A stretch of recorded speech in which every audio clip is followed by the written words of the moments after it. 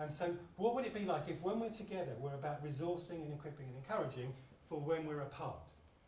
Then that's a game changer. And my theme as president was we will never get anywhere until we equip God's people for their everywhere, for wherever they find themselves. That's the LICC message.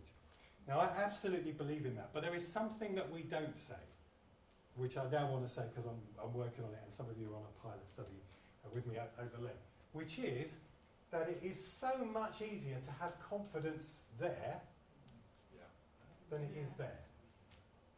Confidence is in short supply when we're out and about. And there is something about, again, the season that we're in, that we, in some contexts, have moved to being the bad guys. I'm using a phrase from a book. The author says, we were the good guys, then we were one of the good guys, and now we're the bad guys. This is a summary of what it's like to be a Christian in an Australian context, but it's not so very different from the UK context. So there's a whole range of things that make our confidence ebb rather than flow when we're apart. But there are a whole range of things that can grow confidence, God-given confidence, for when we're apart. So what I'm trialing with a friend is a 40-day Lent journey with 6 themes that could grow confidence. And if you'd be joining late if you want to, but I'll show you how you could join it if you want to. It's a kind of Facebook group that is just trialing it with a view to this being a Lent journey that we do as an organisation next Lent, but you could do this at any time of year because it's just 6 C's that might help with confidence. I think it preaches too. There's a guy who's trialing it to preach. So let's have a look at it. We think that confidence grows when we are convinced. Now this is to do with Bible confidence as well, which Asoba has already mentioned, which is one of the Bible Society themes, and rightly so.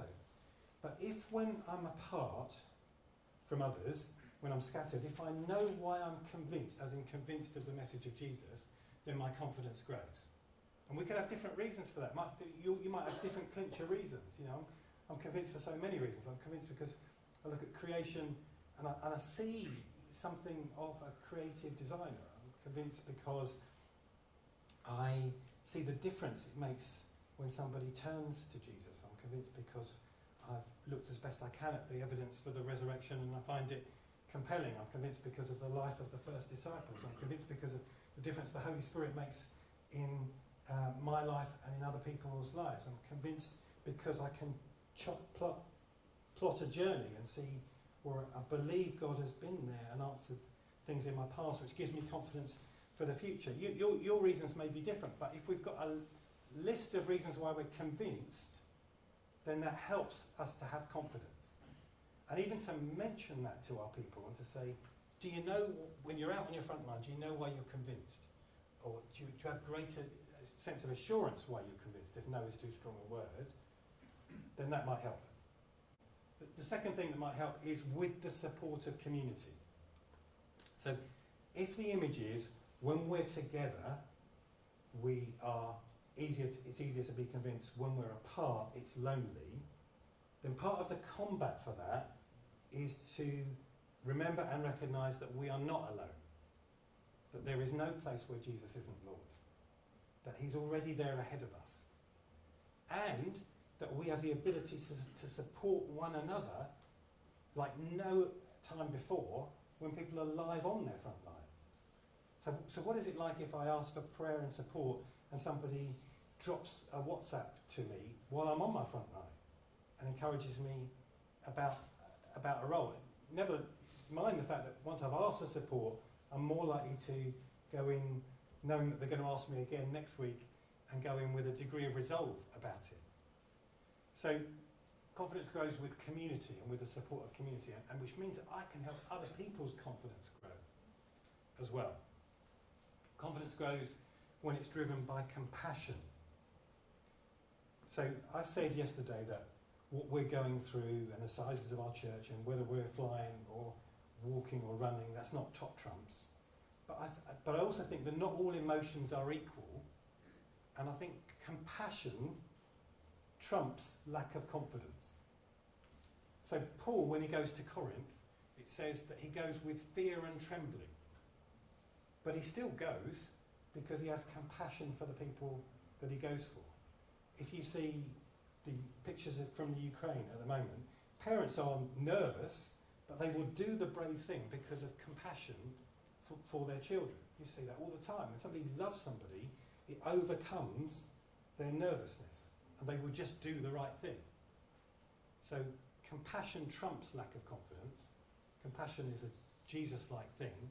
How can we nurture compassion in one another, because that helps to grow confidence. Compassion grows when we have consistent patterns, as in spiritual practices and patterns. Jesus withdrew often, not occasionally, to pray.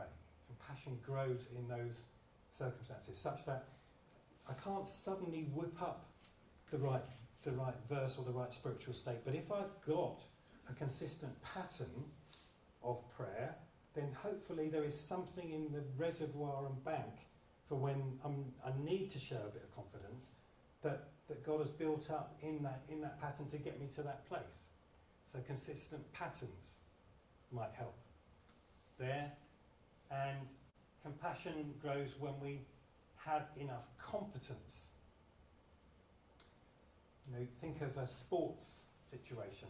You're taking a penalty, and that is you pick the 5 people who've got a degree of confidence to take a penalty in the first place, but hopefully they have greater confidence because this isn't the first time they've ever taken a penalty. They've practiced, hopefully, and so they've got some idea of what it feels like and some idea of what they're going to do with it. And likewise, us, we have some feeling that we've got some competence in what we might say in given situations, how we might act in certain situations, because our Sundays have been a half-time team talk, and they've helped us to grow in competence. Competence breeds confidence. And then lastly, sometimes it's just a case of, I am nervous, but I need this kind of gulp, go for it moment. And then courage trumps lack of confidence too. Because I think this is a missing ingredient. That's a hunch. That our people, they're increasingly lacking in confidence when they're out and about. And they don't show it to us because they look more confident when they're with us. But what can we do to impart confidence? Maybe some of those things, and built into the convinced one is some biblical confidence in the Bible that the Bible Society can help us with too.